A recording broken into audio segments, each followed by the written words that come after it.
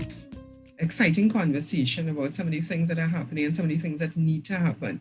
And they're giving us, I think, as risk practitioners, a lot of encouragement to see early recognition and determination to treat with things that need to get done. And in that vein, we have Mr. Ricardo Lewis.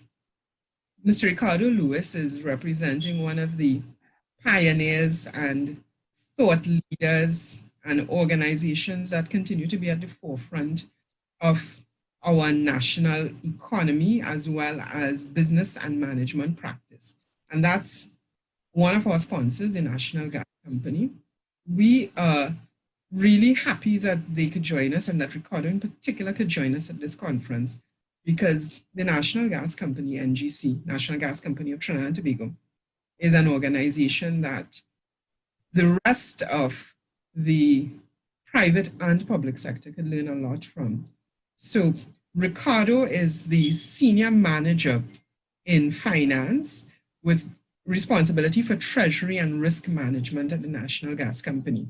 He is ACCA qualified and has been working in energy for a number of years. Ricardo also has an EMBA. So we know that Ricardo has a lot to share with us, both from his experience, his years of experience in the energy sector and in finance, as well as from his own background. And I think I am particularly keen in hearing how Ricardo is going to put what he has to say in context. Ricardo is an avid runner, so I know he has some good things to share with us.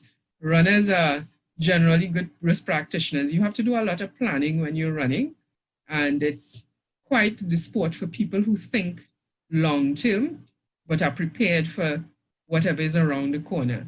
So Ricardo, Mr. Lewis, thank you so much for taking the time. We know right now things are in crisis in many organizations, and a lot of us are working under tremendous pressure, including you and your colleagues. So without further ado, I would like to invite you to share your thoughts with us. I know you will be speaking on strategic risk management, so let me give you the floor. Thank you for being with us, Ricardo. Thank you very much, Natasha. Good afternoon, ladies and gentlemen. All protocols observed. My topic this afternoon being presented today covers strategic risk management, building and reigniting economies for the fourth industrial revolution. The fourth industrial revolution has been characterized by the ongoing automation of traditional manufacturing and industrial practices using modern smart technology. This includes the use of mobile devices to stay connected to our customers, suppliers, and stakeholders, utilizing the Internet of Things platforms, location detection technologies, artificial intelligence and machine learning, authentication and fraud detection, 3D printing, smart sensors, and intelligent robotic process automation, and using chatbots.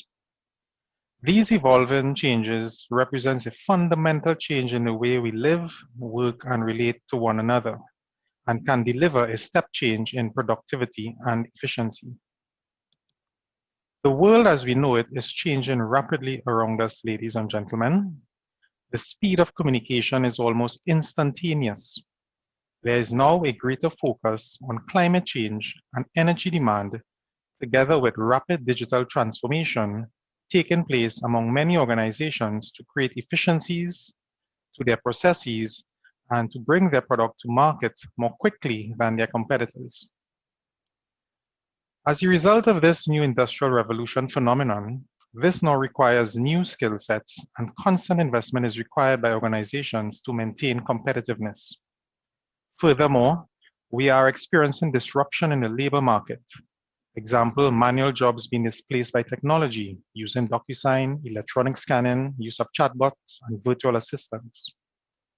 With information and communication technologies enabling more outsourcing of services, with physical location and geography becoming less relevant, this is no longer seen as a competitive advantage for organizations, as companies move their service delivery channels online. Example, this virtual conference here today. For the wider Caribbean region, to keep pace with the rapidly evolving landscape of commerce, industry, education, and leisure, we must become economically agile, politically flexible, and culturally open to change. In other words, to participate fully in the new normal and leverage the innovations of the fourth industrial revolution for growth and development, Caribbean economies and societies will need to undergo a degree of transformation. Regional organizations and businesses would need to be re-engineered for a new future where, for example, working from home and utilizing technology will become accessible and acceptable. Then came the coronavirus pandemic. COVID-19 has been described as a black elephant, an event that we know had the potential for major disruption, but went largely ignored in scenario planning by many. What we have seen is that the economic shutdowns are dealing a severe blow to the global economy, and especially among developing economies like ours.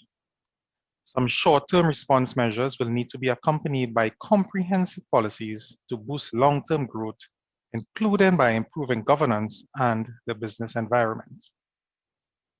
To make future developing economies more resilient, we will need systems that can build and retain more human and physical capital during the recovery, using policies that reflect and encourage the need for new types of jobs, businesses, and governance systems. Enhancing transparency in financial commitments and investment would also help rebuild confidence and facilitate investment growth within the Caribbean region. Policies to rebuild both in the short and long term entail strengthening health services and putting in place very targeted stimulus measures to help reignite growth. This includes efforts to maintain the private sector and to get funds directly to people to see a quicker return to business creation. Caribbean economies should focus on sustaining economic activity with targeted support to build liquidity to households, firms, and essential services. National governments within our region should also consider the importance of allowing an orderly allocation of new capital towards sectors that are productive in the new post-pandemic structures that emerge, including supporting entrepreneurship. To succeed in this, Caribbean economies will need reforms that allow capital and labor to adjust relatively fast by speeding the resolution of disputes, reducing regulatory barriers, and reforming the costly subsidies, monopolies, and protected state-owned enterprises that have somewhat slowed development. Regarding sustainable tourism in the Caribbean, governments should choose to incentivize ecotourism for public and private companies to encourage nature, outdoor, adventure, wildlife, farm, and agricultural and cultural tourism ventures. Our Caribbean region is a biodiversity hotspot with an extensive range of rich ecosystems, many of which are vulnerable to the manifestation of the effects of climate change and other anthropogenic occurrences. The key is to make recreational activities beneficial to all parties involved. This will brace the impact of revenue volatility and allow for economic diversification. To achieve this, Caribbean governments will need to build the capacity of their workforce to enable sustainable tourism through investing in tertiary level education on the wide-ranging topic. Universities should be able to provide appropriate skills to those interested in being qualified on the processes and practice of sustainable tourism, destination management, and marketing. Degree programs such as those available at the University of the West Indies must equip tourism specialists with knowledge, skills, and tools required for high standards of service delivery. On the topic of digital transformation, I will not go into this in any great length here, as this will be covered by my colleagues at a subsequent panel discussion. But it is worth mentioning that prior to the pandemic, many organizations recognized the importance of digital transformation and e-commerce platforms to their operations. Within this industrial revolution, digital transformation and digitization of our business is a critical response to enable our businesses to adapt to and successfully navigate an unpredictable future in which products, service offerings, and business models must pivot radically. Against this backdrop, and in keeping with risk management theme, what is the role of strategic risk management within this new industrial revolution, one may ask? In order to embrace change, there must be an appetite for risk. Risk aversion leads to stagnation. And however, risk must be calculated and properly managed. What exactly is strategic risk management? Put simply, strategic risk management is a process by which the strategy of an organization is formally assessed against any risk that might affect them. For example, you can deliver a project on time to budget and meet all of your declared project objectives. Likewise, your business operations could be functioning as expected. But if your overall business strategy is ultimately incorrect, the business will be deemed a failure. Strategic risk management looks at current strategic market trends. It then tries to predict the risks that your current business strategy might face in the future as a result of these strategic trends. Unlike financial and operational risk, the fact is that strategic risk is far more consequential. Why is strategic risk management important? Basically, the risk of you not achieving your business strategy, this means that a business will fail to deliver on its strategic objectives if those risks eventually materialize. For example, if a core part of your business strategy is introducing a new product to the market, that strategy will be deemed a failure if the market no longer wants that product. This was a lesson that was learned by cell phone handset manufacturers Nokia and BlackBerry when the Apple iPhone or smartphones arrived on the scene. Similarly, if you wanted to introduce a new product into the tourism sector or market regionally, the development and deliverance of this product might have gone exceptionally well. But if you introduce a product at a time when the market no longer wants it, then that product will still be deemed a failure. Example, test match cricket versus T20 cricket. Which product attracts a larger customer tourism base within the Caribbean, one may ask? In this case, the blame would be down to poor strategic decisions and a failure to implement a strategic risk management process for your business.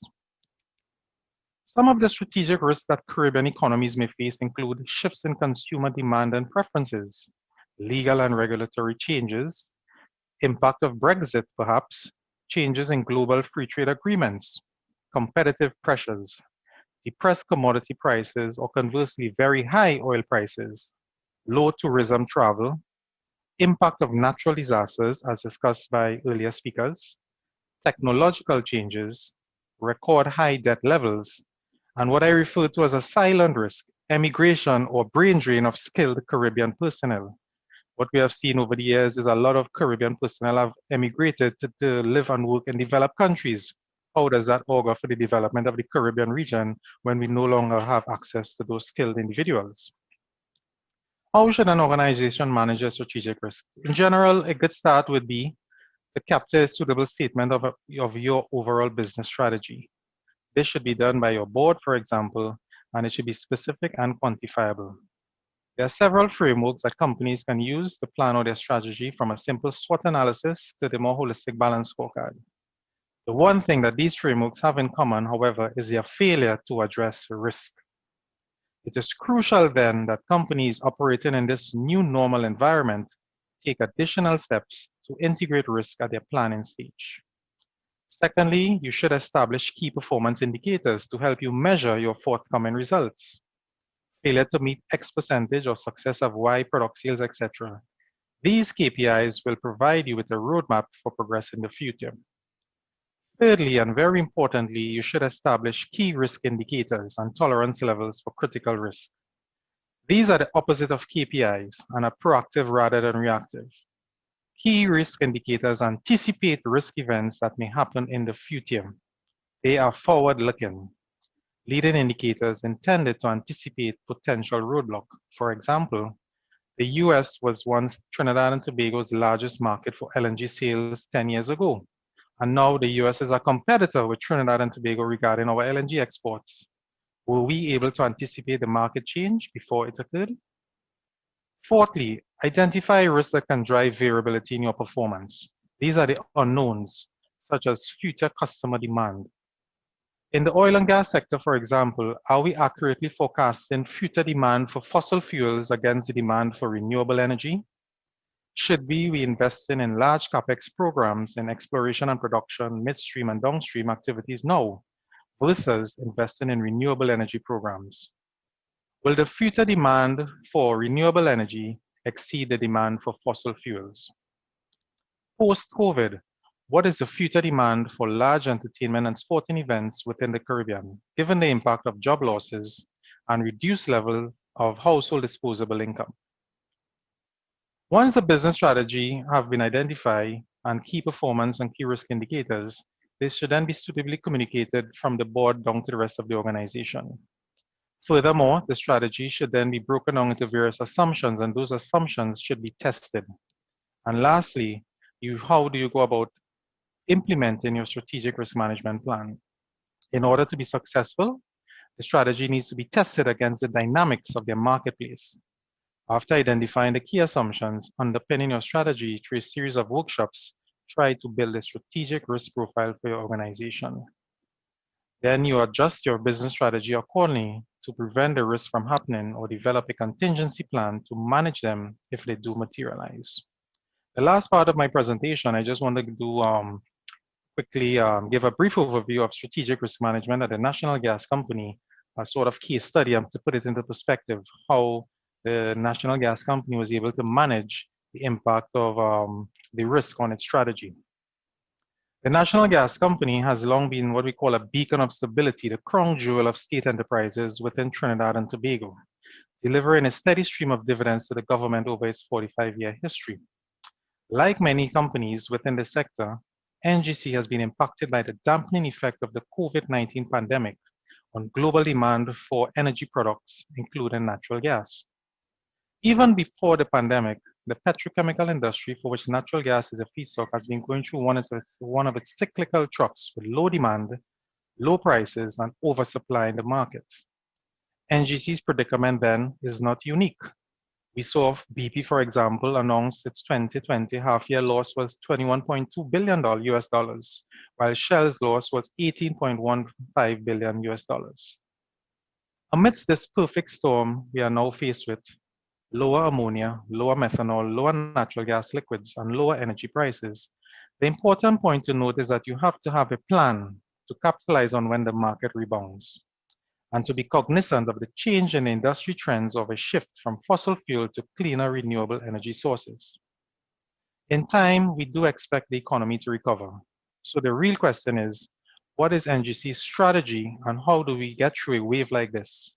How do we manage this risk that has impacted our business strategy?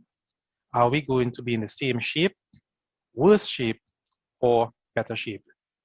Diversification is key for NGC to be more than just a company that buys and sells gas. NGC has sought to increase its footprint internationally and regionally with natural gas liquids acquisition in the United States of Twin Eagle Liquids Marketing LLC via its subsidiary Phoenix Park Gas Processors Limited. In Ghana, the company is consulting with the government on developing that country's emerging energy industry. Similarly, in Guyana, we are now also offering our services and expertise, recently setting up an office through National Energy. Throughout the Caribbean region, we are increasing our energy services and logistics planning services as islands move from petroleum-based fuels like fuel oil for energy generation to cleaner burning LNG. And since the shale gas revolution in the US used to be the biggest market for TNT's natural gas, but as of last year is now a net exporter, NGC has been searching for new markets, many in the Far East like China. In fact, what we are doing in response to a shift in market trends, depressed prices, and the pandemic is that we are building a house for sustainability. There are 4 pillars in that house for NGC: developing the organization, securing our current business, grow locally and internationally, and strengthen our national contribution. All of this supported by our technology and innovation strategy. Even though the pandemic came along, NGC continued to supply power to the country and providing natural gas to our national electricity provider. So we had measures in place for business continuity in conjunction with managing the impact of the COVID-19 risk due to the criticality of our role as a natural gas provider to the country's provider. petrochemical, and manufacturing plants. These measures would have been in place or planned even as far back as the Middle East Respiratory Syndrome. You all can remember MERS, or Severe Acute Respiratory Syndrome Coronavirus, SARS, or even the Ebola virus outbreaks. All of these that could have potentially impacted our business strategy we had prepared and planned for. On the issue of promoting the NGC Group green agenda, including pushing the use of compressed natural gas, not just for cars, but for existing gasoline and diesel engine cars, the company is also promoting energy efficiency, including launching a mobile app for persons to calculate their energy usage within Trinidad and Tobago. And through its subsidiary, National Energy, it is investing in and facilitating renewable energy projects in Trinidad and Tobago, including the BP Shell Light Source Consortium and government support for the new developing hydrogen sector locally. Regarding the BP Shell Light Source Consortium, this proposal involves the Consortium of Light Source BP and Shell working together to develop a solar installation in Trinidad and Tobago. Located at Brechin Castle, it is earmarked as one of the Caribbean's largest solar projects that will have an output capacity of 92 megawatts. This project will entail 225,000 megawatts supplied per year, 31,500 homes powered per year equivalent, utilizing 587 acres of land over 3 sites. It is estimated to save 123 tons of carbon emissions, the equivalent of taking 26,500 cars off the road. Again, in line with meeting our climate goals in accordance with the Paris Climate Agreement. With all of these initiatives, what are we really doing is that we are positioning ourselves in a way where we can influence not just Trinidad and Tobago, but the wider Caribbean colleagues. But to achieve this integration, partnerships and collaboration and a sharing of ideas and expertise is critical for us to rebound out of this crisis together as a region. In closing, strategic risk management represents the greatest dangers and opportunities any company can face. By taking steps to manage it at the enterprise level, companies can shape their future success while minimizing downside exposure. Thank you very much, ladies and gentlemen, for your time. That was Richard Lewis, Senior Manager of Finance and Treasury and Risk Management at the National Gas Company. And Richard, we really appreciate what you've shared with us so far. It's always good when we can bring together not just the academic theory and the consulting advice, but success stories such as NGC, where we can see how these things work and how they build organizations that last, organizations that can really weather any storm and are prepared. So your examples and your demonstration of how NGC is the crown jewel for good reason. You are an example to a lot of other state sector organizations about how with resources and with talent and with collaboration, risk management can make the organization more able to effectively achieve its strategy and goals within uncertain times. So you were not caught off guard by what was happening, and you've been able to ride the troughs, the points and the high points, while still preparing for things going in any direction. So it was interesting to learn about what is happening in terms of your Brechin Castle project. So that's news.